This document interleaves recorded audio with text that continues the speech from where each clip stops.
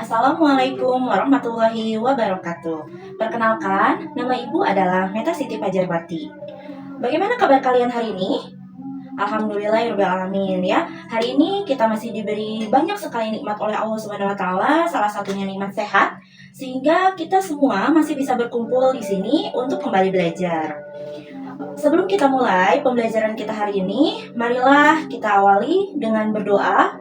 Semoga apa yang akan kita pelajari hari ini dapat bermanfaat ya. Kemudian semoga kita juga diberikan kemudahan untuk memahami materi pelajaran yang akan kita bahas hari ini. Ya, berdoa sesuai dengan kepercayaan masing-masing, dipersilahkan.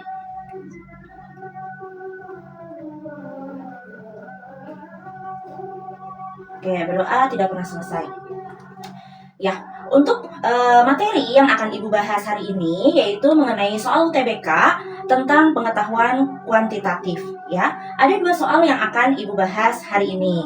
Silahkan disimak baik-baik ya, dipahami, dan jika ada yang kurang dimengerti silahkan bertanya ya. Ibu akan mulai pembahasan untuk nomor 1. Oke, untuk soal nomor 1 ya, ini mengenai fungsi. Di sini diketahui ada 2 buah fungsi, yaitu fungsi fx dan fungsi gx. Lalu pertanyaannya, apakah F2 dikali G2 kurang dari 0?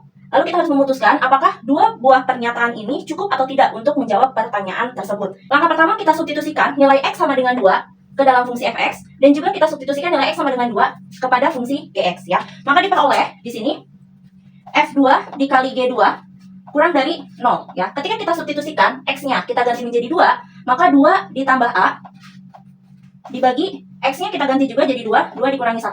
Dikali untuk G-nya, ya, B kali X pangkat 2. X-nya kita ganti jadi 2, maka B dikali 2 pangkat 2 dikurangi 3. 2 dikurangi 1 itu kan 1, ya. 2 plus A dibagi 1, tetap ya, 2 plus A. Dikali 2 kuadrat, 4, jadinya 4B dikurangi 3, kurang dari 0. Nah, ini yang kita harus buktikan ya. Kita masukkan 2 pernyataan ini terhadap persamaan yang ini, ya. Kita mulai untuk pernyataan yang pertama.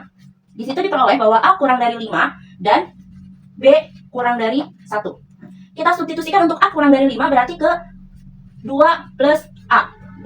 Ya. Contoh, untuk A mulai dari minus 1 sampai 4.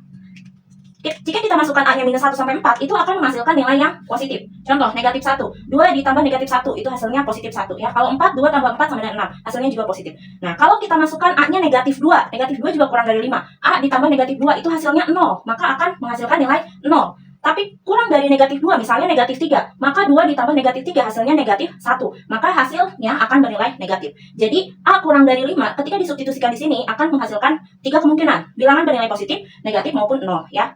Nah, kemudian untuk yang 4B dikurangi 3, kita masukkan nilai B kurang dari 1. Ya.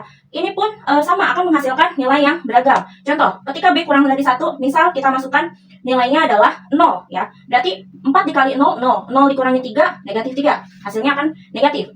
Sekarang, kalau kita masukkan nilai, misal B-nya adalah 0,9. 4 dikali 0,9, 3,6. 3,6 dikurangi 3, itu hasilnya 0,6. Berarti positif. Ya. Lalu ketika B-nya kita masukkan 3 per 4. 3 per 4 juga masih kurang dari 1. 4 kali 3 per 4 hasilnya 3. 3 dikurangi 3, hasilnya 0. Ya. Nah, dengan demikian, di antara dua ini menghasilkan nilai yang beragam. Dan ketika dikalikan, ini juga nilainya akan sangat banyak kemungkinannya. Positif kali positif, positif. Positif kali negatif, negatif, dan seterusnya. Ya. Karena hasilnya ini banyak, kemungkinannya banyak, maka pernyataan satu saja ini tidak cukup. Sekarang, pernyataan yang kedua. Di situ tertulis A lebih dari 1 dan B lebih dari 0. Nah, dengan cara yang sama, kita substitusikan A lebih dari 1 terhadap bilangan 2 tambah A. A lebih dari 1 itu kan mulai dari 2, 3, 4, dan seterusnya. Lalu ketika kita substitusikan ke sini, maka hasilnya akan selalu bernilai positif. Ya. Untuk yang berikutnya, 4B dikurangi 3. Kita masukkan nilai B lebih dari 0. Ya. Tadi sudah kita coba, ketika B sama dengan 0,9, ya, itu akan menghasilkan nilai yang positif. Ketika kita coba B sama dengan 3 per 4, nah itu akan menghasilkan nilai 0. Tapi bagaimana kalau misalnya kita masukkan B-nya adalah setengah atau 1 per 2. Ya, 1 per 2 juga sama lebih dari 0. Maka 4 dikali 1 per 2, 2. 2 dikurangi 3, itu hasilnya negatif. Nah, ini pun sama, memiliki 3 kemungkinan. Jadi ketika dikalikan dengan hasil yang pertama, ini memiliki kemungkinan yang banyak juga. Dengan demikian, pernyataan yang kedua pun sama, tidak cukup untuk menjawab pertanyaan yang ada. Nah, lalu bagaimana sekarang kalau pernyataan 1 dan 2 kita gabungkan? 1 dan 2 kita gabungkan. Maka batas A-nya sekarang ya menjadi A lebih besar dari 1 kurang dari 5. Sedangkan B-nya menjadi lebih besar dari 0 kurang dari 1. Nah, ini adalah batasnya. Lalu kita coba gambarkan garis bilangan dari 1 sampai 5. Untuk tadi kita masukkan nilai 2 plus A. Nah, dari 1 sampai 5, jika kita masukkan ke dalam 2 plus A, maka hasilnya akan selalu positif. Ya.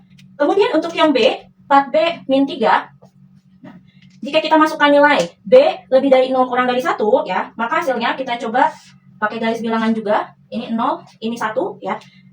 Tetap ada 3 kemungkinan jawaban, ya. Bisa bernilai positif, negatif, ya, ataupun malah bisa 0. Nah, dengan demikian, pernyataan 1 dan 2 ketika digabungkan juga, ternyata ini belum cukup atau tidak cukup untuk menjawab pertanyaan. Jadi kesimpulannya untuk soal nomor 1 ini, jawabannya adalah yang E. Bahwa pernyataan 1 dan 2 tidak cukup untuk menjawab pertanyaan, ya. Itulah jawaban untuk soal nomor 1. Oke, untuk soal nomor 2, di sini diketahui ada sebuah tabel, ya. Tabel berikut menyajikan data banyaknya siswa kelas A dan gabungan kelas A dan B berdasarkan banyaknya buku novel yang dimiliki. Berapakah dari pernyataan berikut yang bernilai benar berdasarkan informasi di atas? Jadi di sini pernyataannya ada 4 yang harus kita cek. Lalu di sini ada tabel. Nah, namun dalam tabel ini hanya ada kelas A, lalu ada gabungan kelas A dan kelas B. Sedangkan banyaknya siswa untuk kelas B-nya belum ada, ya. Maka terlebih dahulu kita cari jumlah atau banyaknya siswa pada kelas B, ya. Kita tambahkan terlebih dahulu tabelnya. Nah, ini untuk kelas B. Bagaimana mencari jumlah atau banyaknya siswa kelas B? Yaitu bisa dengan cara selisih antara kelas gabungan dengan kelas A. Ya. Berarti di sini banyaknya kelas gabungannya 9, maka 9 dikurangi 9. Yang kedua, ini 13 dikurangi 7. Yang ketiga, 10 kurangi 3. 13 dikurangi 5, ini 15 dikurangi 6. Nah, kita hitung. 9 dikurangi 9, 0. 13 dikurangi 7 adalah 6. 10 dikurangi 3 adalah 7. 13 dikurangi 5, 8. 15 dikurangi 6, 9. Ya. Jadi ini adalah banyaknya siswa pada kelas B. Sekarang kita cek satu persatu pernyataan yang ada di soal, mana yang benar, ya. Mulai dari pernyataan yang pertama. Modus banyaknya buku novel yang dimiliki siswa kelas B lebih besar daripada kelas A. Di sini dibahas mengenai modus. Modus adalah frekuensi yang banyak atau nilai yang sering muncul, ya. Kita bisa lihat dari frekuensi yang terbesar. Untuk kelas B, ya, untuk pernyataan pertama dulu, modus kelas B. Bisa kita lihat untuk frekuensi terbesar pada kelas B adalah yang ini, ya, 9. Nilainya adalah 6. Maka modus kelas B adalah 6. Untuk kelas A, di sini frekuensi terbesarnya adalah 9 dan nilainya untuk 9, ya. Maka modus kelas A adalah 9. Lalu dapat kita simpulkan di sini bahwa 6 ini berarti kan lebih kecil daripada 9. 6 adalah untuk modus kelas B, 9 adalah untuk yang A. Sedangkan di soal di sini dikatakan bahwa yang kelas B lebih besar daripada A. Yang kita peroleh B justru lebih kecil. Dengan demikian, pernyataan ke-1 ini adalah salah atau tidak benar. Kita cek pernyataan yang kedua. Median banyaknya buku novel yang dimiliki siswa kelas B lebih kecil daripada modusnya. Di sini kembali mengenai kelas B, namun yang dibahas adalah median. Median adalah nilai tengah, ya. Sebelum kita mencari median, kita cari terlebih dahulu frekuensi kumulatifnya untuk yang B. Ini 0, ya. Kemudian 0 ditambah frekuensi berikutnya 6, jadinya 6. 6 tambah 7, 13. 13 tambah 8, 21. 21 tambah 9, 30. Dengan demikian jumlah data atau jumlah siswa pada kelas B adalah 30 siswa. Untuk mencari median kelas B, ya, terletak karena jumlah datanya genap 30, maka median itu nilai tengah, jadi setengahnya dari 30. Median B itu terletak pada data ke-15 dan 16. Karena ini genap, ya. Lalu dibagi 2. Nah, kita lihat data ke-15 dan 16 itu ada di mana? Nah, ternyata 15 dan 16 itu ada di sini. Ini kan 21. Jadi 15 sama 16 mencakup di 21. Berapakah nilainya? Yaitu 5. Sama-sama 5. Data ke-15 adalah 5, data ke-16 juga 5. 5 tambah 5, 10 dibagi 2, hasilnya 5. Jadi median untuk kelas B adalah 5. Kemudian dibandingkan dengan modusnya. Modus kelas B tadi sudah kita peroleh, yaitu adalah 6, ya. Jadi di sini 5 kita simpulkan bahwa 5 lebih kecil daripada 6, ya. 5 untuk mediannya, 6 untuk modusnya. Jadi median lebih kecil daripada modus. Di pernyataannya median lebih kecil daripada modus. Jadi pernyataan nomor 2 itu benar, ya. Kita lanjut ke pernyataan nomor 3. Untuk pernyataan nomor 3, di sini modus banyaknya buku novel data gabungan sama dengan 4 kali median kelas A. Kembali ditanyakan modus. Untuk modus gabungan, untuk modus kelas gabungan, kita lihat berarti adalah nilai yang sering muncul. Kita lihat frekuensi terbesarnya. Frekuensi terbesarnya adalah di 15. Maka nilainya adalah 6. Jadi modus gabungannya bernilai 6. Dibandingkan dengan median kelas A. Median kelas A, ya sama halnya dengan cara mencari median kelas B. Kita tentukan dulu frekuensi kumulatifnya dari kelas A. Frekuensi kumulatif dari kelas A, ini awalnya 9. 9 tambah 7, 16. 16 tambah 3, 19. 19 tambah 5, 24. 24 ditambah 6, 30. Nah, ternyata kelas A pun jumlah siswanya ada 30. Maka sama halnya dengan median kelas B, median kelas A itu terletak di data ke-15 dan 16. Maka kita cek 15 dan 16 ternyata ada di data yang ini. Ya, nilainya 7. Sama-sama 7. Data ke-15 nilainya 7, ke-16 juga 7. 7 tambah 7 dibagi 2 hasilnya 7.